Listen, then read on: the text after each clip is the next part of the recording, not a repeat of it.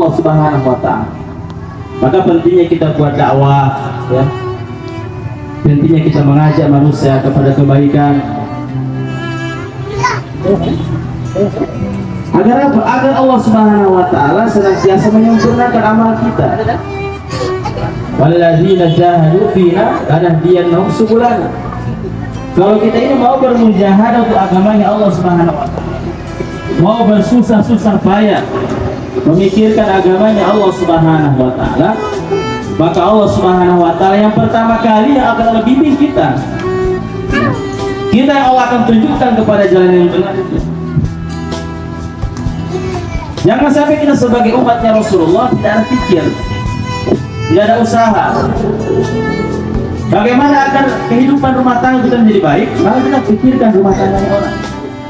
Kita pikirkan bagaimana orang ini juga bisa mendapatkan hidayah, bagaimana mereka juga bisa buat amal, anak-anak mereka juga bisa taat kepada Allah, bagaimana teman-teman kita, saudara-saudara kita ajak mereka dalam kebaikan. Sehingga apa? Allah Subhanahu wa Ta'ala akan membimbing diri kita. Man dalla ala khairin falahu nisfu ajri fa'ili. Kalau kita mau menunjukkan jalan kebaikan, maka Allah Subhanahu wa Ta'ala pasti akan berikan kita ganjaran, akan Allah berikan kita pahala sama dengan orang yang mengamalkan itu. Walaupun kita masih banyak kekurangan, tapi jangan sampai kekurangan itu menjadi penghambat kita untuk amal agama. Terkadang kita merasa, oh saya ini belum sempurna, saya ini masih banyak kesalahan, saya masih banyak berbuat maksiat. Terus bagaimana saya mau sholat? Bagaimana saya mau ngajak orang lain sementara saya sendiri masih banyak kekurangan? Jangan berpikiran seperti itu. Kerjakan dulu perintah Allah, kerjakan dulu perintah Allah, baru Allah Subhanahu wa Ta'ala akan bimbing kita. Walladzina jahadu fina lanahdiyannahum subulana. Kita harus mau bermujahadah untuk agamanya Allah Subhanahu. Kita lihat dulu bagaimana Nabi dan para sahabat. Rasulullah SAW adalah manusia yang sempurna, Imamul Anbiya wa Rasul, pimpinannya para nabi, pimpinannya para rasul. Akan tetapi Rasulullah SAW, beliau ini adalah orang yang senantiasa berpikir, risau kepada umat. Bagaimana mengajak manusia untuk taat kepada Allah.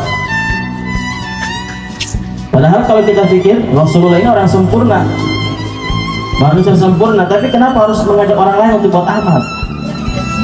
Para sahabat, mereka adalah orang-orang yang Allah telah ridhoi, mereka telah mendapatkan ridha Allah Subhanahu wa Ta'ala, tapi mengapa mereka juga harus buat dakwah? Mengapa mereka juga harus mengajak orang lain untuk taat kepada Allah?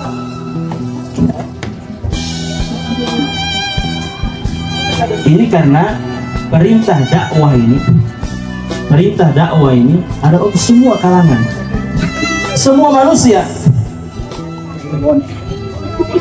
terutama orang-orang yang Allah sudah berikan hidayah, ya.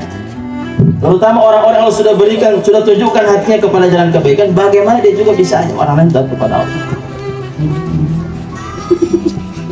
Karena Rasulullah SAW beliau itu sangat menginginkan, ya, bagaimana umatnya ini semuanya masuk ke dalam surga. Bagaimana umatnya Rasul ini, ya, umatnya Rasulullah SAW, bagaimana semuanya berbondong-bondong masuk surganya Allah Subhanahu. Jangan sampai ada satu orang dari umatku yang masuk ke dalam neraka.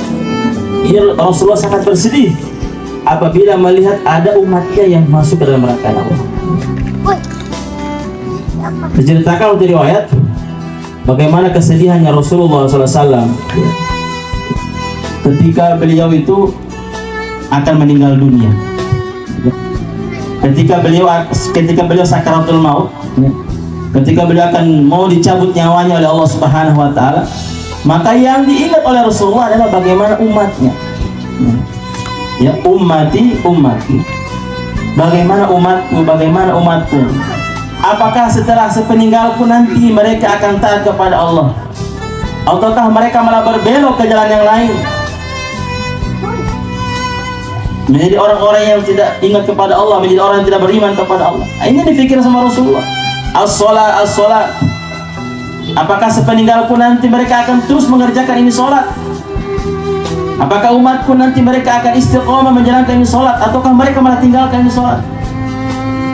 An-nisa, an-nisa. Para wanitanya bagaimana para wanitanya? Karena fitnah terbesar, ya, fitnah terbesar di dunia ini adalah fitnah wanita. Maka kalau tidak kita didik anak kita perempuan tidak kita didik, istri kita tidak kita didik pada perkara agama, maka dikhawatirkan mereka nanti akan menjerumuskan kita ke dalam nerakanya Allah Subhanahu wa Ta'ala. Maka pentingnya ini masturoh, ya. Tentunya kita keluar masturoh seperti itu, agar kita sama-sama pikir, ya, bagaimana ini umatnya Rasulullah ini, yang laki-lakinya, yang wanitanya, semuanya masuk ke dalam surganya Allah Subhanahu wa Ta'ala. Rasulullah inginkan semua umatnya masuk ke dalam surganya Allah Subhanahu. Bahkan dikisahkan, ya, dalam satu riwayat, ketika Rasulullah SAW akan dibangkitkan dari kuburnya, ya, manusia yang pertama yang akan dibangkitkan oleh Allah Subhanahu wa Ta'ala, ya, adalah Rasulullah SAW. Rasulullah SAW adalah manusia yang pertama akan dibangkitkan dari kematian. Setelah dunia Allah kiamatkan semua, ya, seluruh makhluk Allah matikan semua. Ketika hari pembangkitan, yang akan dibangkitkan pertama adalah Rasulullah SAW.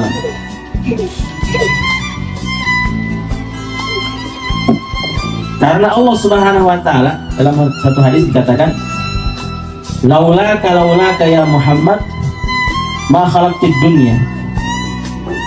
Seumpama bukan karena engkau ya Muhammad, bukan karena engkau ya Muhammad, saya tidak akan ciptakan di dunia ini. Tidak akan aku ciptakan ini manusia, tidak. Seumpama bukan karena Muhammad. Jadi manusia ini, makhluk yang Allah ciptakan, itu karena nur Muhammad. Maka manusia yang pertama akan dibangkitkan dari kuburnya adalah Rasulullah SAW, sebelum makhluk-makhluk yang lain.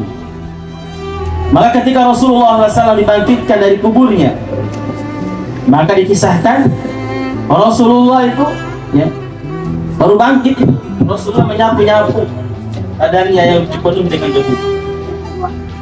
Itu Rasulullah bertanya kepada malaikat, wahai Jibril, ya, wahai Jibril, bagaimana umatku? Nah, wahai Jibril, bagaimana umatku? Apakah mereka sudah masuk ke dalam surga, ataukah mereka Allah masukkan ke dalam neraka, wahai Jibril?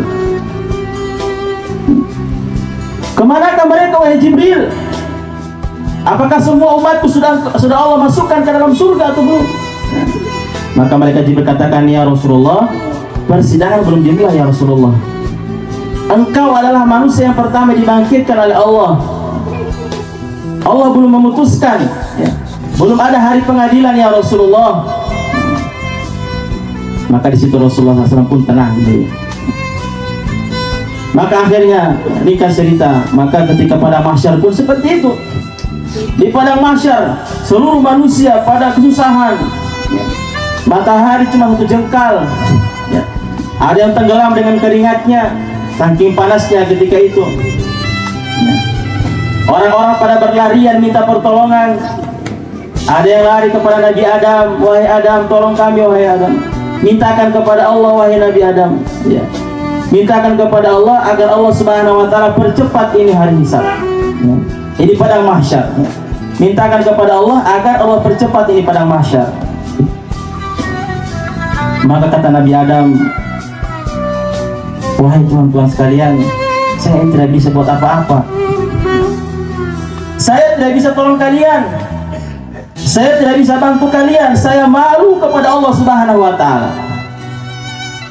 Dulu saya pernah berbuat kesalahan, ya. Maka saya malu minta kepada Allah. Karena ketika itu, ya, Rasulullah SAW sabdakan, ketika pada mahsyar itu Allah benar-benar tidak memandang kepada makhluknya sedikit pun. Allah begitu marah kepada makhluk, kepada manusia. Maka Nabi Adam takut berhadapan dengan Allah. Nabi Adam katakan, saya tidak mampu, saya tidak mampu. Coba kamu pergi kepada Nabi Nuh, barangkali dia bisa tolong kalian. Maka ini umat pun mereka berlarian kepada Nabi Nuh. Wahai Nuh, tolong kami, wahai Nuh, kami tidak kuat lagi dengan padang mahsyar ini. Mintakan kepada Allah biar Allah percepat ini padang mahsyar. Masya Allah. Nabi Nuh katakan juga sama, ya, saya tidak bisa. Saya tidak bisa bantu kalian, saya malu kepada Allah. Anak saya Kan'an, dia telah kafir kepada Allah, saya malu berhadapan dengan Allah. Coba kamu pergi kepada Ibrahim, dia adalah Khalilullah, kekasih Allah. Maka ini umat pun mereka berlarian kepada Nabi Ibrahim. Sama juga, Nabi Ibrahim katakan, saya tidak mampu, saya malu kepada Allah, saya tidak bisa apa-apa. Coba kamu pergi kepada Nabi Isa, Nabi Musa. Coba kalian pergi kepada Nabi Musa. Sama juga, mereka lari kepada Nabi Musa. Wahai Musa, tolong kami, wahai Musa, mintakan kepada Allah, mintakan kepada Allah agar Allah percepat ini padang mahsyar, karena engkau adalah kalimullah, ya. Nabi Musa itu punya gelar kalimullah. Beliau itu bisa berbincang-bincang langsung dengan Allah.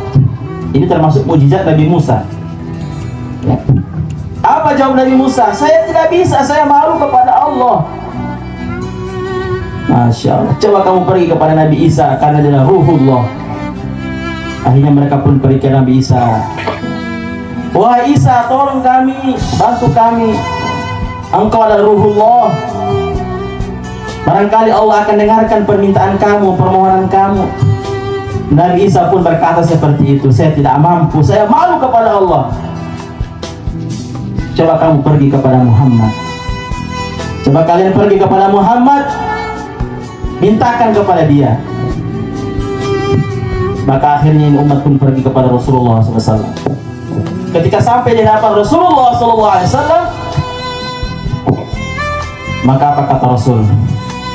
Ketika ini umat meminta kepada Rasulullah, ya Rasulullah, mintakan kepada Allah, ya Rasulullah, ya, wahai Muhammad, mintakan kepada Allah agar Allah percepat ini pada mahsyar. Kami tidak kuat, kami tidak mampu. Karena siksaan ketika pada mahsyar itu, ya, diceritakan di riwayat, ya, buat hadis yang diriwayatkan oleh Imam Muslim, bahwasanya apabila ketika pada mahsyar itu ada seorang wanita yang melahirkan anak, maka dia akan rela menjadikan anaknya sebagai bahan pijakan, karena begitu panasnya padang mahsyar. Masya Allah. Ini umat sudah tidak kuat lagi, 50.000 tahun padang mahsyar. Maka ketika mereka datang kepada Rasulullah, ya Rasulullah, wahai Muhammad, tolong kami, kami tidak kuat lagi dengan padang mahsyar. Maka apa jawab Rasulullah? Rasulullah SAW beliau menjawab, ana laha, ana laha, ana laha. Ini bagianku, ini bagianku. Kemari kalian, kemari kalian. Saya akan mintakan kepada Allah. Karena Rasulullah SAW itu, beliau pernah bersabda, kullu nabiyyin yad'u lahu, fa uridu an akhtabi'a da'wati syafa'atun li ummati yaumil qiyamah. Setiap nabi itu, ya, Allah sudah berikan mereka itu doa khusus, yang mana apabila doa itu mereka minta kepada Allah, maka Allah akan bantu mereka. Maka seluruh para nabi mereka telah gunakan itu doa mereka itu mereka telah gunakan. Nabi Allah Nuh, ya, doanya telah digunakan untuk menghancurkan kaum Ad, sehingga Allah hancurkan itu kaum Ad. Jadi nabi-nabi terdahulu sudah punya doa khusus. Fa uridu an akhtabi'a da'wati syafa'atun li ummati yaumil qiyamah. Dan aku punya doa, aku pun punya doa. Allah berikan aku satu doa, dan doa itu aku telah simpan untuk apa? Untuk memberikan syafaat kepada umatku ketika hari kiamat. Jadi fikirnya Rasulullah sampai di akhirat, ya, sengaja doanya disimpan, ya, untuk apa? Memberikan syafaat kepada umat. Makanya Rasulullah itu ketika di Taif, Rasulullah SAW ketika di Taif diejek-ejek, dilempari batu, diludahi, Rasulullah tidak pernah berdoa keburukan, ya. Dikatakan seumpama Rasulullah berdoa keburukan, ya, ingin menghancurkan itu orang-orang Taif, ya, maka pasti Allah sudah hancurkan orang Taif. Bahkan malaikat Jibril tawarkan kepada Rasulullah, ya Rasulullah, seumpama engkau mau ya Rasulullah, ini dua gunung ini saya akan benturkan kepada orang Taif. Seumpama engkau mintakan kepada Allah, saya akan hancurkan ini orang Taif, saya akan benturkan ini kedua gunung. Tapi apa jawab Rasulullah? Tidak, jangan wahai Jibril. Saya berharap, ya, semoga nanti kalau mereka tidak mau ikut denganku, barangkali nanti anak mereka, cucu mereka, keturunan mereka nanti akan ada hidayah. Itu fikirnya Rasulullah. Maka inilah perlu kita usahakan para hadirin. Inilah fikir yang harus kita timbulkan dalam diri kita. Kerisauan yang harus ada dalam hati umatnya Rasulullah. Sebagaimana Rasulullah SAW kita mengaku sebagai umatnya Rasulullah, maka kita harus mengikuti apa yang telah dibuat oleh Rasulullah. Setiap orang itu, ya, setiap segala sesuatu itu ada tandanya. Orang itu kalau cinta pasti ada tandanya dalam hati. Innal muhibba lima yuhibbu muti'un, ya. Sesungguhnya orang yang cinta kepada orang yang dicintai akan senantiasa taat. Kalau kita ingat-ingat dulu, ya, ingat waktu kita masih masa-masa remaja, berkenalan dengan istri kita, ya, bagaimana dulu apa yang diinginkan oleh kekasih kita, apa yang diinginkan oleh istri kita, kita penuhi semua demi untuk mendapatkan cintanya, ya, demi untuk mendapatkan cintanya daripada kekasih kita. Kita rela berkorban.